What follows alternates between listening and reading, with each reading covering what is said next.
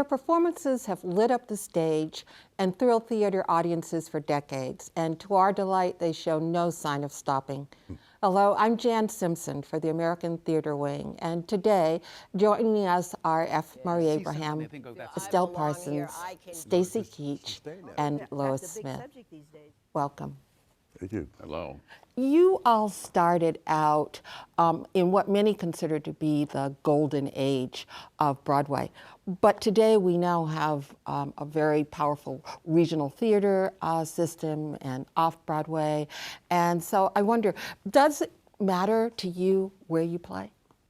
I love to act. I don't think there's anyone who has ever lived in this business who loves it more. Maybe as much, but nobody loves it more. I'll go anywhere. I really will. If I have a choice, it would be nice to do it here in New York, because I live here, but anywhere. Yes. Well, I like to get a good audience, which I've only had one in this country, and that was in Woodstock back in the 60s. That was all full of refugees from the Second World War, and they were so good. They were so exciting. They noticed everything you did, you know? We had good audiences in New Haven at the repertoire. Yes, we did. Yes, we did. That was 100 years ago. What makes a good audience? What makes a good audience? People who really listen, you know, and watch everything, and you just get better and better because, you know, they're seeing every little thing you do. It's all true about audiences, but also, in answer to your question, the first thing that comes to my mind is, well, you say, where would you rather act? It depends on the material and the people.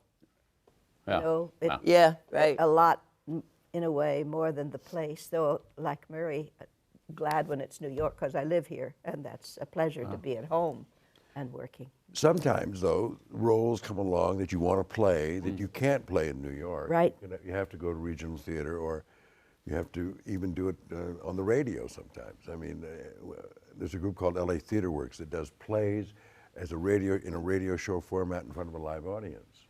Have you done any of those? No, but... Yeah, I did one. Yeah, Yeah. It's great fun, but it's a different kind of an audience. Audiences, I think actors, when audiences are very quiet, you know, in a serious play, that's a good thing, but in a comedy, it's death. When you're choosing a part now, do you look? You just said the people and the part. Is it the part? It's not just the part, it's the material. It's the piece, it's the writer, it's everything. Of course the part. But a great part in a piece of something not so good is not as much fun. Right. You know? But when you say people, you mean the people you're going to work with. Yes, I do. Yeah, I do. That's what's most important to me, I think, really. Really the most important. Yeah. The other actors? The other the actors. The director. And the director. And the designers. And the designers. And all the people who do all the things that without which we cannot even move. It's such a collective, such a community, and that's where the great joy is. Yes, great yeah. joy And of the clothes, collaboration. the clothes too, the costumes. Yes. But when you say choose, you make it sound as though it's we have this whole bunch of things we can pick and choose from. Sometimes you do what you have to do, honey. I mean, you got to pay the rent, you know. I mean, it's simple as that. And I've done some, and I continue to do some movies that aren't terrific. I'm not ashamed of them, but if I had a choice, I'd much rather be working on a brand new play. But I'll go where I have to go to, you know, to feed my family. Ditto. So at this point in your careers, you're still wondering where the next role is coming? Yes. It's hard to believe, isn't it? I guess collectively we got about 2,000 or 3,000 Not years. just at this point in your careers, but in your careers. Well, but you know, people often ask, and I'm sure that you get asked this all the time, what's your favorite role? And I think the answer is the next one. Right. But all of you, I think, have had roles created especially for you. No. What? No. I don't think I ever had a role created for me. Well, several of you have, yes. What's that experience like? It's fabulous. Is it? Terrence McNally wrote 3 for me. It was this. Oh, it's the best. really? Yeah. We Nice. worked together for years. It was And great. how much do you get to? Well, if you look at Frankie and Johnny and the Claire de Lune, that's me. And there's a lot of stuff from my life that he put in there.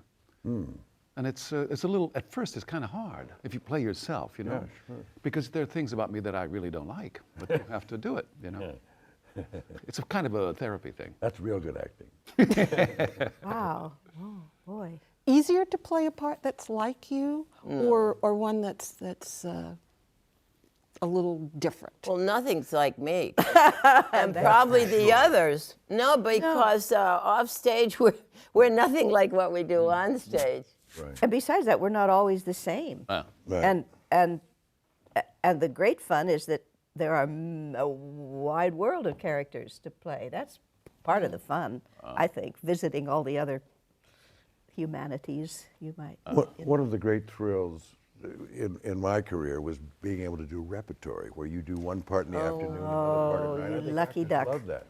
Yeah. I know you just finished doing Shylock and White Devil. Was that in rep? And Barabbas. Yeah. Was that done? Did you do those? We did them alternate nights, yes. That must have been wonderful. It's great. You mean Gelder? Always refreshing yourself. No, it was Marlowe's. But when I was doing, for example, I was doing Amadeus so many years ago, I was also shooting Scarface at the same time. So I would fly from Prague to Hollywood. And it sounds like it's tough. See, it was a snap, because one thing was like a vacation from the other. Do you prefer, is there a difference between a classical role and working on a new play? Do you have a... I personally don't think so. I think that they both require the same kind of concentration and work that you have to put in. You have to memorize the lines. You have to then figure out all the different ways, the different permutations of doing what you're doing. And that's true whether it's a classic or a contemporary play, I think. That's my feeling. What do you think? How it applies to life as we all know it. And when that basic thing is there in the classics as well as in the things that are contemporary, that's when I don't know how to say it's not the same. The work is the same, although some of the expressions of it may be different. Yeah. Requirements may be different. in That's terms really of the essential requirements. difference. Right. If you have a meter, if you have a rhyme scheme, you really have to be aware of it. You got it. You have to pay tribute to the author for that, and to understand that and make it work, and at the same time make it acceptable to an audience. That's the trick, I think. But when we say it's not this, it's the same basic thing. It's that you're looking for the truth. Yeah. That never changes. Right. And the wonderful thing is to take a play which you've known forever and try to look at it like the first time you've ever Right. Yeah. anybody's ever seen that play. Right. That kind of a way into it's brand new and we're going to touch it, approach it. Yeah. Have you gone back then to a classic role that you played before and had the chance to do it again? I'm doing it now. I'm doing Shylock again after, I guess, 3.5 years. That's fabulous. And it's richer. Yeah, Oh, it's yeah. good to Grows. revisit. I did Hamlet 3 times. Oh. I did it the first time in New Haven at the Long Wharf Theater, and then I came and did it in the Park, and then did it in Los Angeles, and I've done Lear twice now, and I'm hoping to do it again. And I think it's true. I think the more you do it, the better you get, and the older you get, and the more you can invest with, you have a richer emotional palette to sort of devote to what you're doing. Yeah. Yeah, because really good roles you can work on forever. Ever. You know, and some of the commercial things when, like you said, Broadway was in its heyday and I was going from one show to another. I never wanted to work at anything more than 4 months because I thought I would get stale, and that was enough for me. Yeah. And then now when I did August, I did it for 2 years, and after the last performance, I'm thinking, those 2 scenes, I haven't got them yet. You know, so it depends on the material, really. If you have a character that you can endlessly find, it's so exciting. I don't suppose anybody realizes we're doing it. But you just, every night you find something new and you think, whoa. And then when you do, you think, it's so obvious. Of course. All right. Is there a favorite role that you've had? One No, I feel like Stacy. I mean, my favorite favorite role is the role. maybe the one I'm playing now or the next one. The one you're going to do tonight, yeah, whatever. Yeah. And the one I'm playing But now. there are some wonderful challenges. I think, like Miss Margarita's Way, this play that a lot of people know me for. That's a classic, actually. It's done all over the world all the time. You were and, so good in that. You were so outrageous. That It'd be drawer. exciting to go back and do that. Yeah, but that's like, that's different from acting. That's right to the audience. It approaches being stand-up, which I always wondered why I didn't do. Except I like to be more than funny. I like to have another character and be funny and deep at once. That's the great, great challenge, which I kind of have now in David Lindsay, A Bear's Play, which surprised me. I don't know his work at all, and I'm just, wow, I just found a whole new thing last night.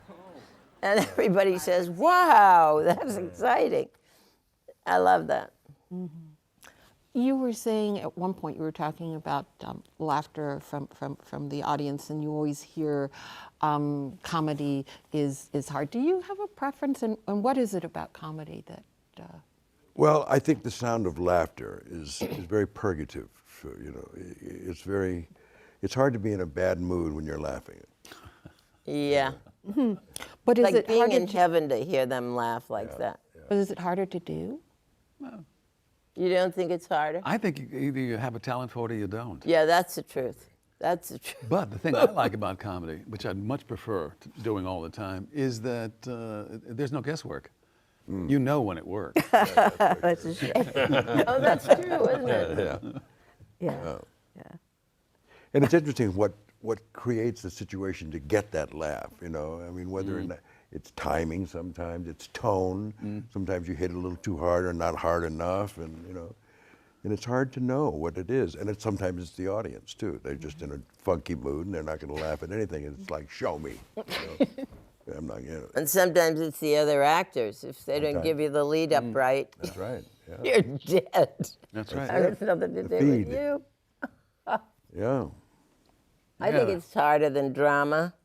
Yeah. I mean, I think a lot of people can just go out and do dramas, but if you don't have a comic sense, you just don't have it, and you can't really find it. You can't really develop it. If you don't have timing, you don't have timing. And timing is everything in life. That's a line from one of my plays. No, I imagine that at this point that you don't audition. No, that's, No, I do. I do too. No. Do you? Absolutely. Well, everybody's so young in my case. I started late anyway, so I'm so old, so everybody is so young. Half of them don't know who I am. No, that's not true, but I did audition for August. And I like to audition partly because I'm never sure whether I want to do something. Not never, but sometimes you think, do I want to do this? Don't I want to do this? But if you go in, you work with the director, you say some of it out loud, sometimes you say, no, I don't really want to do this, if you don't need the money. So I do audition. I won't say it's easy. I won't say anything is easier than anything. I mean, this year, it's like I'm a beginning actor again. And it's funny, every part in the theater that, you have to rehearse and develop them. And it's like, I'm right at square one. I can't say, well, when you're older, you'll start at square seven. Because you don't. You go right back to that first job you ever had. And you're thinking, oh, will I ever get this? Oh, is this right? And you feel like a baby again. I find that very hard, to be so kind of developed and yet have to really feel like a baby when you start every new job. That's really... I absolutely agree with her. It's hard to believe after all this experience and great success and blah, blah, blah, that you have to, introduce yourself to the business again. Right. Which is okay. It renews you. I'll say. But it's, what was it that Snooky, Baby Snooks, who was that? Who was Baby Snooks? Fanny Bright. Fanny Fanny Brice. Brice, right. She had this at one point in her life, it was like a disaster show, whatever it was. And somebody said to her, it's really hard to bounce back, isn't it? That's what it is. The resilience is, it's not as easy now as it was when I was 20, Yeah, no. 200 years ago. In some ways, though. I mean, having done it many times. That's true. And maybe there's a way in which the painfulness of it sometimes is lesser when you're very experienced at bouncing. You're right. Yeah, and it's going to come out all right, which you don't in the beginning. Yeah. But always when we're starting, like this play, we're in previews now, and I think, okay, in a month or two, I'm really going to love coming out here. I'm really going to know partly what I'm doing. I'm going to know my lines or feel like, of course I know them, but, I don't They're not like, you know. Yes. So you say, okay, it's going to be okay. Yeah, I love that. I love rehearsal, though. Oh, I love that Do you process. really? Oh, I really do. Where you don't know, and you keep going a little farther. You keep finding out, and you don't have it, and you're not responsible for the whole thing because you're just building it. Right. And I love that. I do. I do too. really do. Yeah. I don't. Oh. Well, you know, it depends on the director and the writer. Yeah. If they're going to look at you in rehearsal and start changing things because they think you can't do them. This is not a issue of mine particularly, but somebody in our show was talking about it the other day. You know, it depends on what that rehearsal situation is. Because Julie Harris, who I did, I don't know, 2 or 3 shows with, and she would like cry when rehearsal was over because she loved rehearsal. So when we were rehearsing, I thought, boy, I'm not like that at all. I'm usually, get those people out of there, give me the audience, and then I'll know what's really true. She's saying this, but she directed me in Macbeth, and she let me have my head. I had a great time. She's full of beans. That was directing. That's easier than acting by a long shot, don't you think so?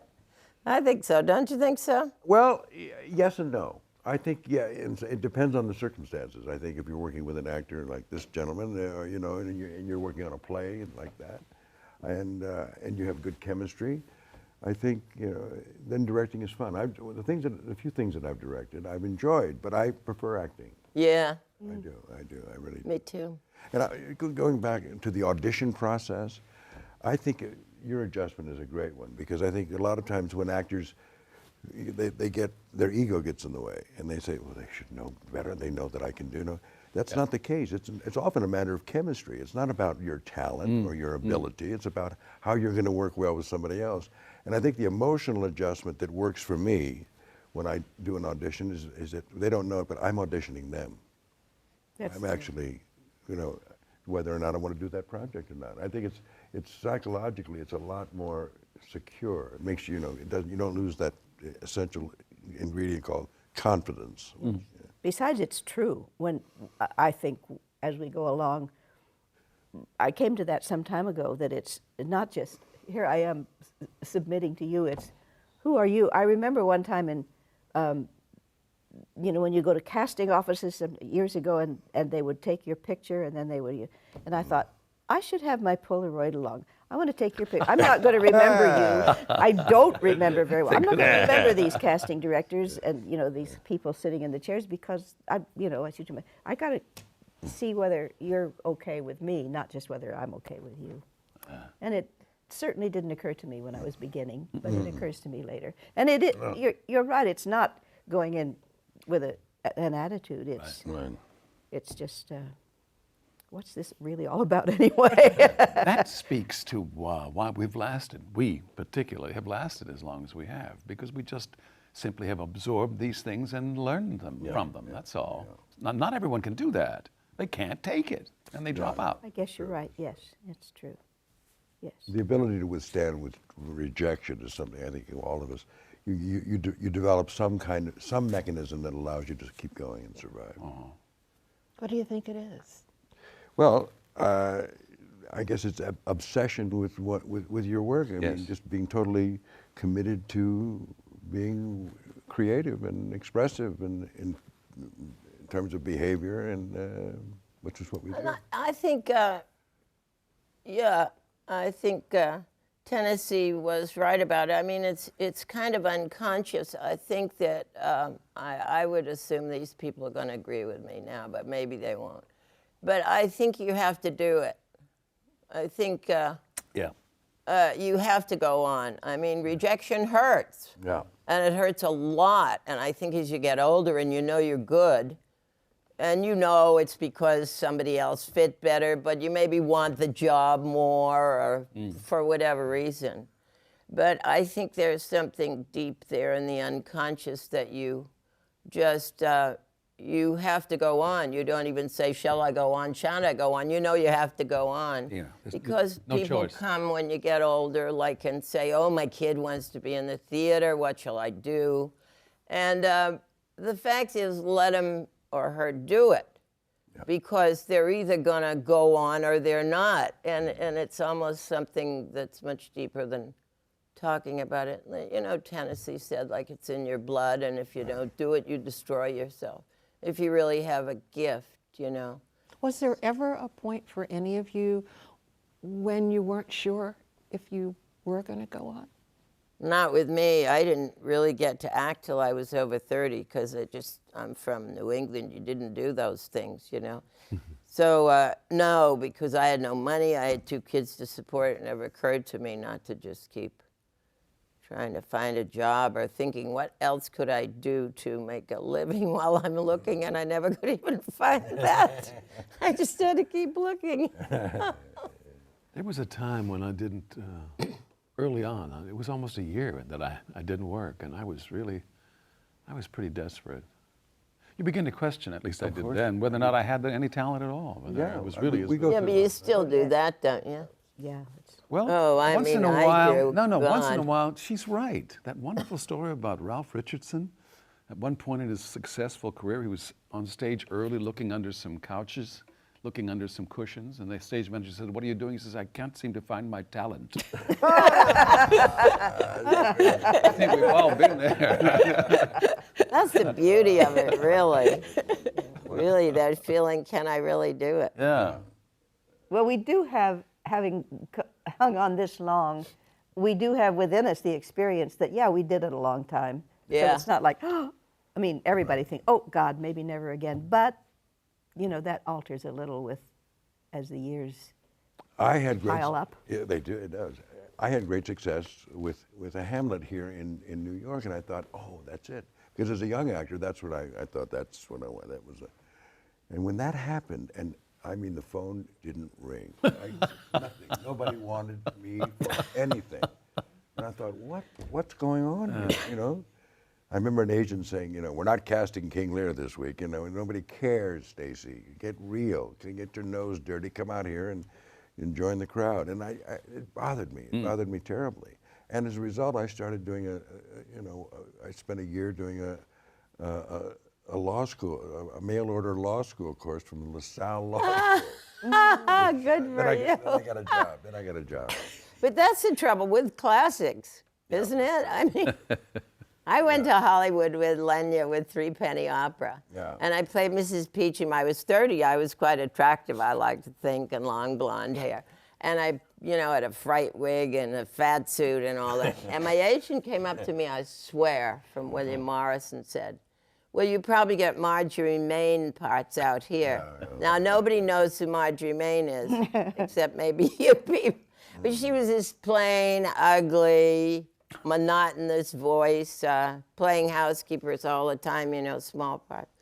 And so they just don't see beyond what you're doing. But I think classics, they think, oh, that's fantastic. But they never think, oh, he'd be good as such and such, right? Because they're so big. Well, it's a different sensibility here. In England, it's not the case. No. In England, I mean, if you play the classics, that's you have to play the classics do, in order to you be do. considered any kind of Yeah. actor. How are the roles now in terms of variety as you've grown older? Are there still the juicy roles out there? I've been lucky that way. I really have. I haven't been stuck in one kind of character, which is just a delight. Yeah. I mean, I think in a way, I certainly have gone through it, and I hear other people talk about it. You sort of go through, I was a daughter. This is especially true with like commercial things like television shows. You're a daughter, and then you're a young mother, and then you're a wife and a young mother, and then now I'm the grandmother.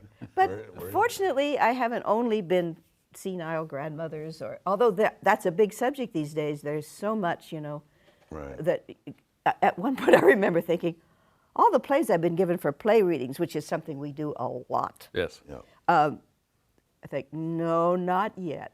They are all losing it. I got plenty of years for that. I'm not going to start doing that yet.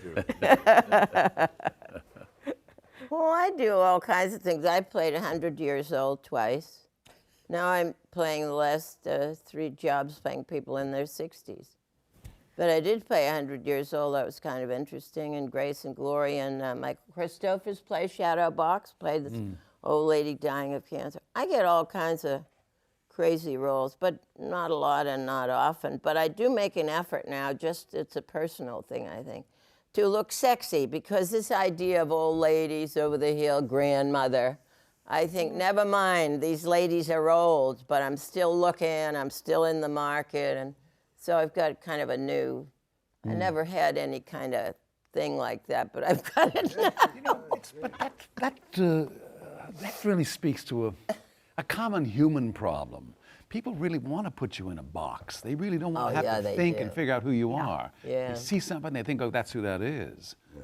And I did the Ritz a long time ago, and I played this outrageously, very out gay man. I mean, in the days when it was frowned upon, I was only offered gay roles for a year. Yeah. Yes. I mean, I was known as a homosexual. You know, I'm okay. He has a family, and you know that doesn't mean anything. He's actually it's because they don't want to think. They don't want to think that's acting. That's talent. And that's what used to drive me up the wall. I'm an actor. You know, used to be like shouting, I can do something. And they say, yeah, shut up. You're gay, and that's that, you know.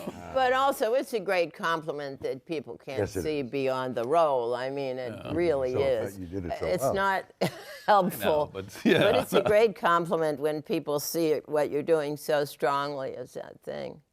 Now, you've all had great success in movies and in television, and yet you keep coming back to the stage. Absolutely. Why? There's nothing between you and the truth. Nothing between you and them. It's a search without any kind of editing or cutting or anything like that. It's right now, baby, and you find out about yourself. Yeah, and you build it. You know, you build it over time. You don't just. It's not just skimming the cream off and now you're on camera for 3 minutes. You build the role and it's yours more than. But also, time is money in this business, as you know. It's very expensive. And what they want to do is stick to their schedule. That's the first thing on their minds. Yeah. So they're going to tell you always, you were great. I mean, it's not true. You can't be great all the time. But that's a common expression. Right. So you have to go, I don't think you can be called a great actor unless you do some stage work and do classical stage work. That's greatness. Measuring yourself against the greatest roles ever written, against the greatest actors who've ever acted them. There's a thing about, one of the reasons I came to New York, I'm from Texas, and I went to LA first, and my debut was in LA, and I found out I didn't want to be that in that scene. So I came to New York to study with Uta Hagen. This is a long time ago, 65. And there was a joke at the time. What is the difference between a California actor and a New York actor? The New York actor will say, I just ran into Stacy Keach. I think he's a wonderful actor. The LA actor will say, I just ran into Stacy Keach. He thinks I'm a wonderful That's funny. The thing about that is, over the years, since 65, that thing has changed now. And that meant, that attitude, I think, is infecting the New York scene. And I think we can see it evidenced in all the television people and movie people who have decided suddenly, well, I think I'm going to act on the stage. I mean, isn't that funny? That has nothing to do with reality. I mean, they put microphones on them, they don't have to worry about their voice, and they don't even have to be any good, and they're still successful. And some of them are pretty bad, and they're successful. So Successful means that people buy tickets. buy tickets. I mean, yeah. That kind of success. That kind of success. But it's a great artistic challenge. I mean, to entertain 500 or 1,000 or as many as 2,000 on our tour for 3 hours, 2 hours, or 3 hours. This is a huge artistic challenge. I mean, the discipline to do it 8 times a week. I know after I did a movie, because I'm not so interested in that, but you have to do it for money sometimes. And I came back to the stage, I thought, whoa! You got to show up on time, and nobody's telling you you're great, and the stage manager's like pushing you around. But it's a huge artistic challenge, I find, particularly now that the theater is, aside from Broadway, becoming more and more an art form, more and more real, classics are done now around, look at all the Shakespeare in the paper today, which you didn't read, but all the Shakespeare that's being done just in New York between now and August is incredible. And so when I was 6, I made my commitment to the theater because I have a gift and I have physical abilities that everybody doesn't have. Some people simply don't have big voices. You know, can't use themselves. Like I can't sing opera, which I never quite can understand why I can't. But obviously, you have a real gift to be in the theater, and it's just a totally different thing. I don't call people who do movies and TV, excuse me, friends, I don't even call them actors, because if you look at a movie and look at, for instance, Marlene Dietrich, when she's with a great director, she looks like a legend. When she's with a Hollywood director, she looks like another beautiful Hollywood woman. You know, you realize it's not in your grasp, like they said. Here, you go out there and you've got these people to entertain. And you either have got the stuff for it or not. And Broadway aside, I mean, these people come occasionally do a play. Lois, what would you like to see happen, Lois, if you had a, See happen if you had where? your druthers in the theater now? Well, I guess what I love, I'd like to see more of it, which is the kind of working together and making enough money that it's conceivable, and that's ongoing. I've never had the experience you did with repertory. I've always thought, yeah, that's it. And you had some of it too. I have not had it. You know, I've been in companies where we did one play after another, but never the. National Theater would be nice. In Philadelphia, you didn't do any rep at No, all? we didn't do rep. We did Theater one of- after. You and I played misanthrope Yeah. together in.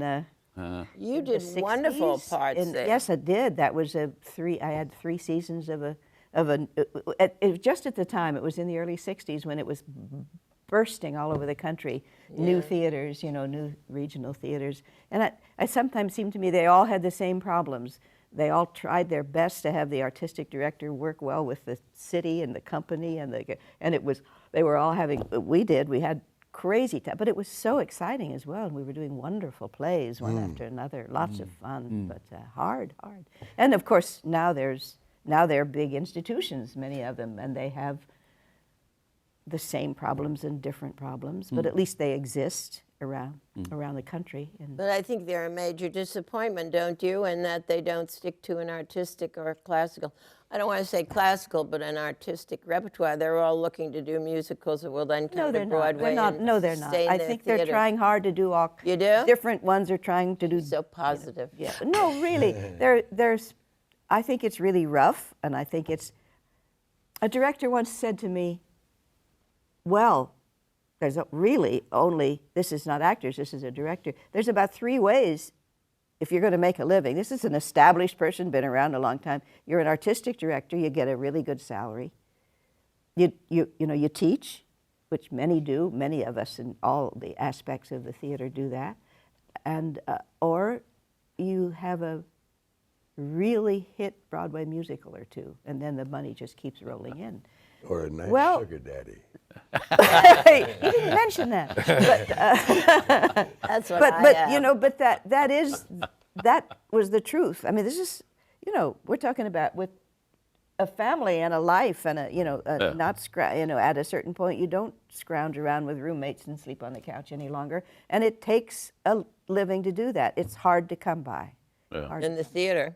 We In the all, theater. we have to, I'm sure this is collectively, we have to act in the theater. It's just, it's something we have to do. It's just part of our nature. Did you And in feel- order to do that, I think we have to, there's certain things certain compromises and sacrifices you have to make in other areas. I mean, you know, we do a few bad movies now and then, or if you're lucky enough to get a commercial or something like that, you know, in order to sustain that, particularly if you have kids and they're in college. I mean, you know, but to give it up would be, I would rather. I mean, I just can't even. I could never conceive of even, going there. Did you feel comfortable on the stage instantly? The first time, the minute I stepped on stage. Yes, yeah. I knew Amazing. exactly I where I was belonged. shy too, but It that's comes. different. Yeah, yeah, So it I was was just shy like too. home. You just That's right. just like Yeah, home. Yeah, so. Well, I don't, not like my home, but I felt a certain power. When I started as a singer for musicals, and I would go and listen to the other people sing, and I would think I sing much better than that. And when I would step out there, I would feel this Yeah, I guess you would call like home in the ideal sense. You feel I belong here, I can do this, and don't tell me I can't. You know. And that's the kind of attitude. Yeah, that's an confidence, yeah. ideal home. Yes. There's Yes, I'd confidence, rather a work connection, than anything. a connection with your fellows, with your audience. It's just Is it something as nice way romantic to live. as love? Is it like falling in love? No. No? not like that. Well, bigger. I'm pretty much in love with it. Yeah, love. It's true. I remember when I first went to Steppenwolf, and I fell in love. I fell in love with that company, and I hung around. I was lucky enough to get to do a lovely role right away, and we went through a wonderful journey together, The Grapes of Wrath, and then great.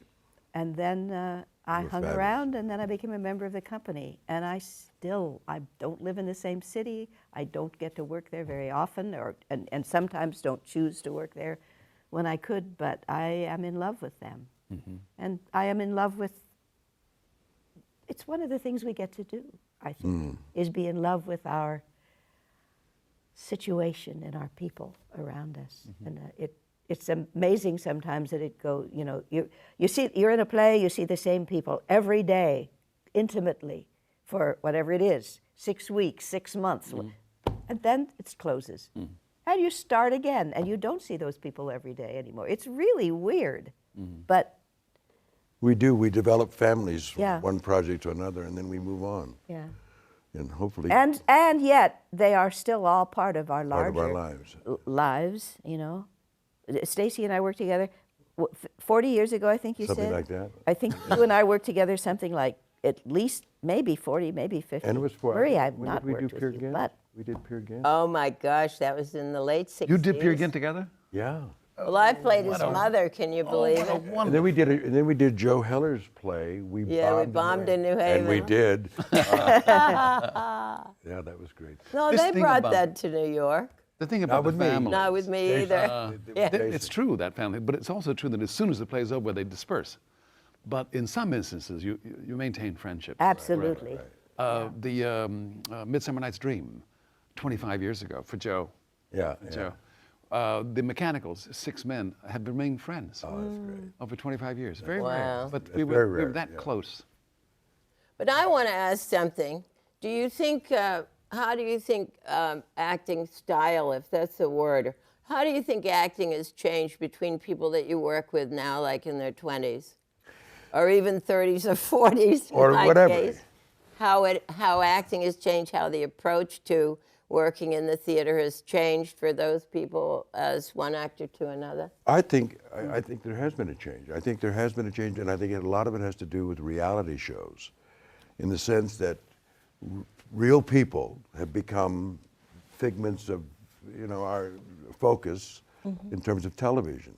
So we're competing with real people even more today, and I think that the demands and the obligations to be more truthful within yourself have gotten greater.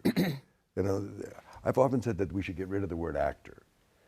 We should be beers or izzers. Yeah, beers. Izzers. Izzers, Because acting is something we don't want to, I mean, like Spencer Tracy said, acting is acting and being a thief are very similar. You're only good if you don't get caught.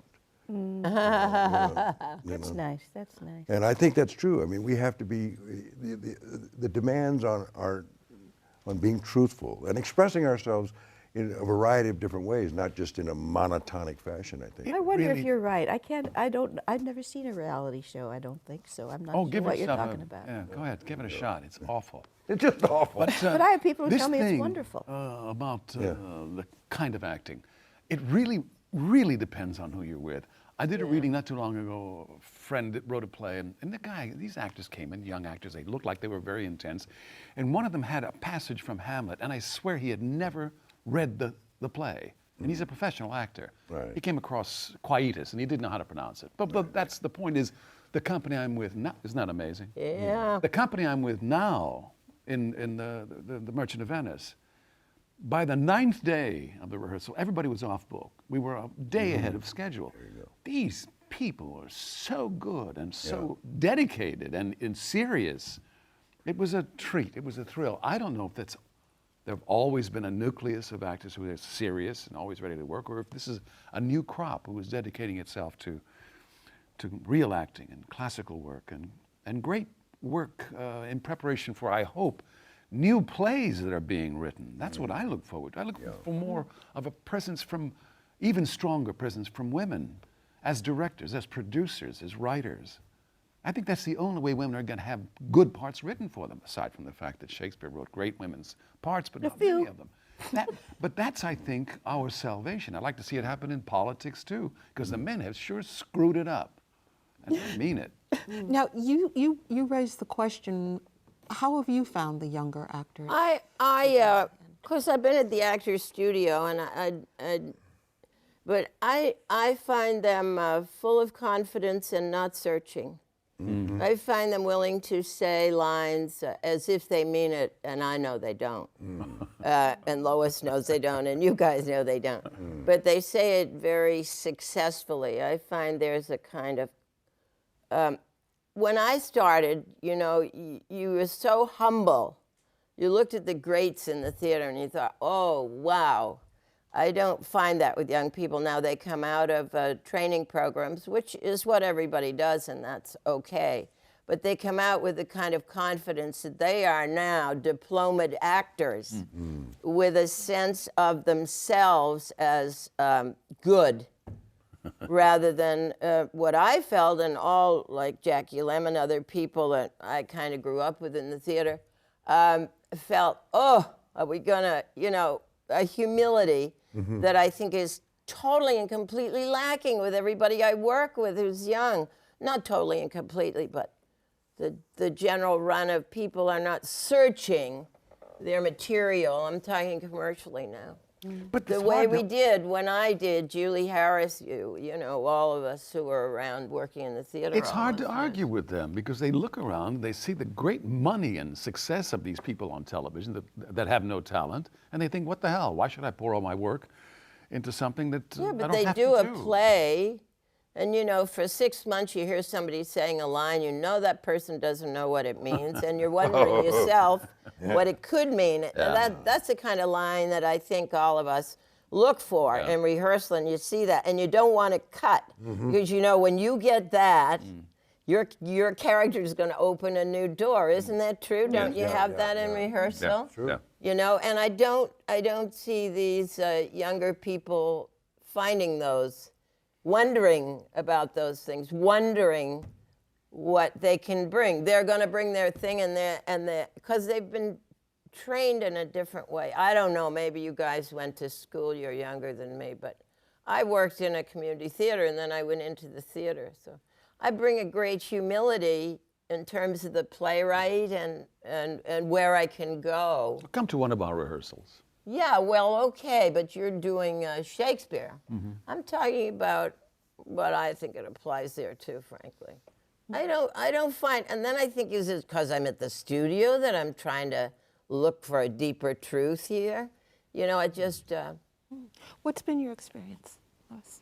I'm puzzling over what Estelle is saying, because I guess I don't, maybe I just don't know. I haven't had many bad experiences with people young people who I don't think they don't care enough.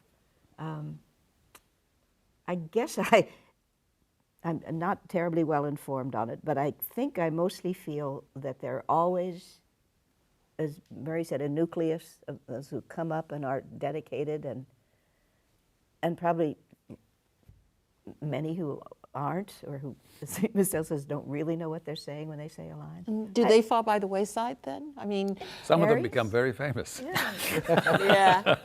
Well, our profession is They deliver a performance, but maybe they don't have the audiences we used to have. They deliver a performance and the audience likes it, and sometimes the critics do, but very often they don't even mention the act. They're also very much more likely to be able to sing, dance, project, well, that I'm not too sure about, do acrobatics, probably mime and clown, because they have had so much training And many times that seems, wow, how great, especially the ones who are able to take it all in and use it. And I don't know if that's a good or bad thing. It seems it's a thing. It's the way it And is. they don't care about the audience. And that really breaks my heart because I think we have to think about them all the time. It's not only young people. My goodness, I have no characters. My colleagues who I can't understand it, and it's common. You know, that audience, they hate them. They hate them if they don't respond right, if they don't get up and applaud when they want to. This isn't kids. This is, and I think some of the people I love and think of the most wonderful actors, and I think, where does that come from? But it's not uncommon. I don't find that with, maybe kids feel that way. I don't know. Well, we measure the audience. I mean, every night when we come off stage in other desert cities, we say they were a 9 or a 10. Of course, you You know. comment, but the kind of No, but you don't take issue with no. Has directing changed? Is that part of yes. it? How has yeah. directing Absolutely. changed? Totally. It's become more conceptual and less a communication Exactly. with the actor. Oh, yeah. It's ridiculous. it's true. Totally. Oh, yeah. Explain a little bit. What do you? Well, the best directors, from in my experience, have been actors, or at least they've had experience of acting because they understand the process or a little something about the process. But today, you get directors who have, they're more like architects, conceptual architects, and they build a play on the basis of maybe some visual ideas, but behavior is not something that they have any idea of how to help an actor with, or mold, or shape, or send in direct. Behavior is the least priority, and that's a shame. I think it wasn't that way when I started. Has that been a common experience, or? Oh, yeah.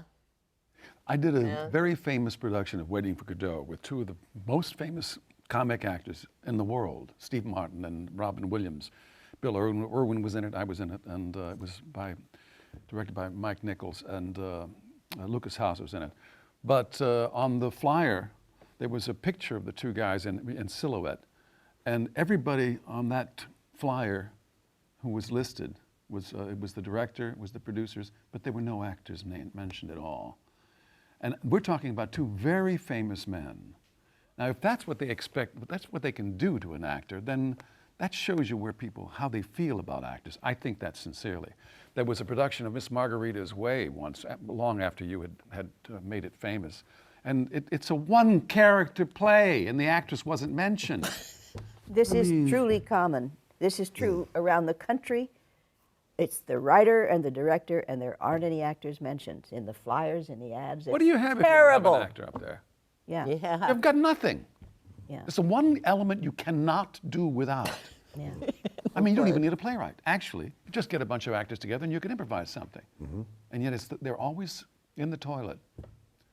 Am I angry? It's a true thing, and it is ununderstandable as far as I'm concerned. I don't get it. And it's true that they don't know the process or care about it. Right. There's a good reason why you mentioned that the best directors have been actors. I mean, Kazan, his stuff is too consistent not to give him credit for being a great director, as much as you may not like his politics. It's a corporate mentality. That's what I was Yeah, saying. yeah. Corporate mentality. Unfortunately, theaters and boards of directors who control theaters have, it's a corporate entity. It's no longer, the artist is no longer present in any way, shape, or form in most situations like that.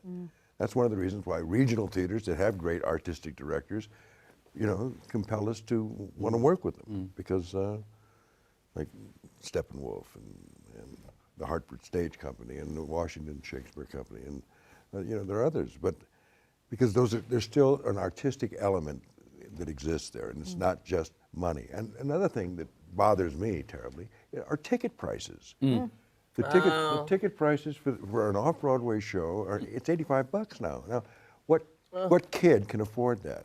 So all of the young people are and I keep saying, can we have one day we just devote to student discount and let the kids come in and see us? Yeah.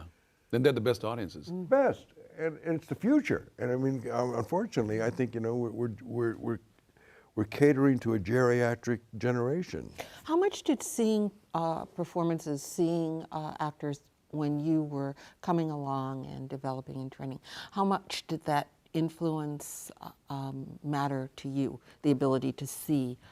Tremendous. Well, with Actors Equity, when I first came to New York, there was a policy whereby the theaters who weren't selling too many tickets would give free tickets to actors to come and see. You could see anything. It was great. Yeah. It was important, too, to see what was going on, to see what was selling, what was happening.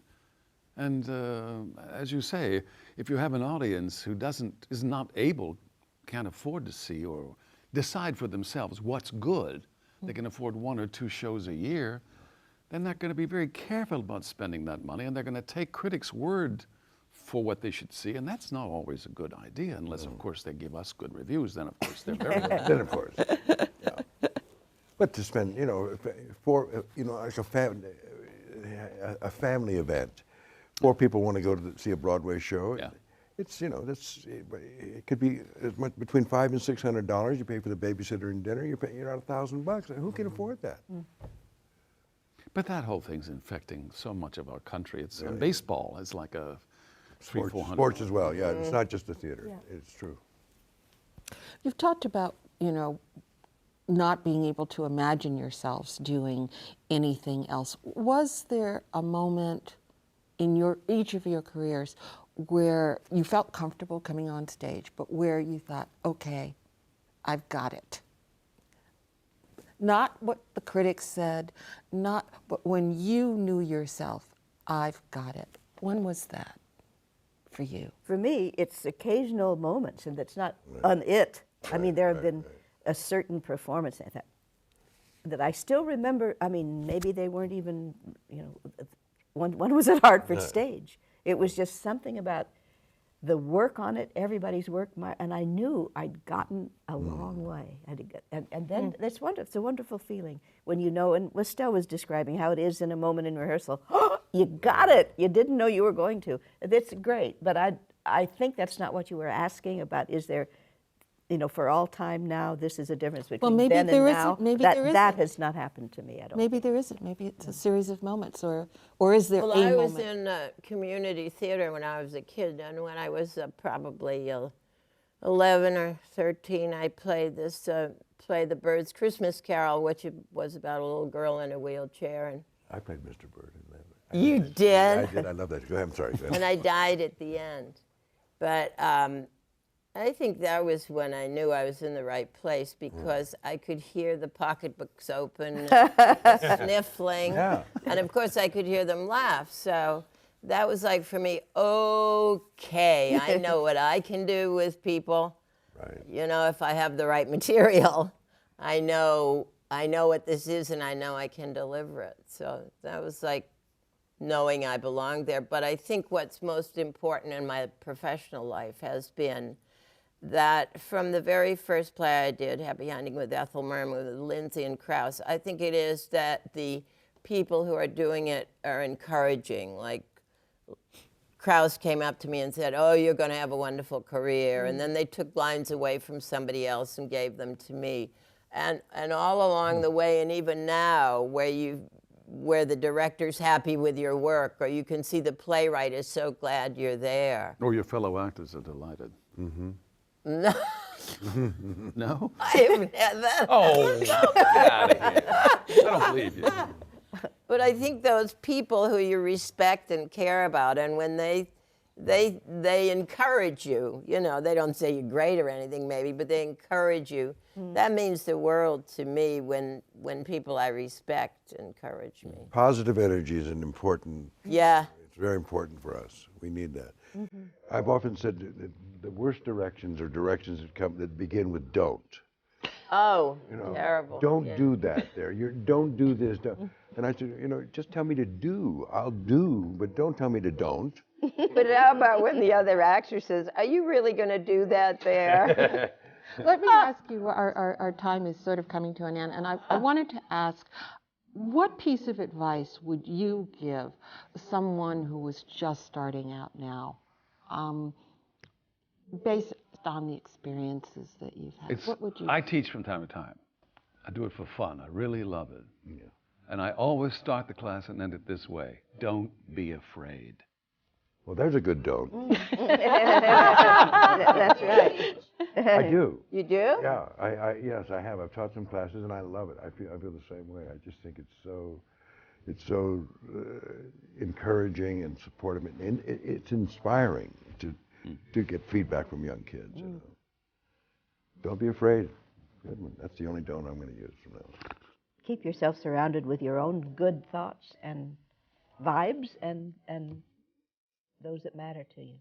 But I think that they have to be in the theater. I think people who think they can skip the theater and they're really acting and do only TV and movies, you know, that's not really what acting is about. They really need to be, and if they're actors, they've got to be in the theater. Well, thank you all for being in the theater and for all of the many years of pleasure you've given all of us. Thank you very much, and thank you for joining us today. It's fun.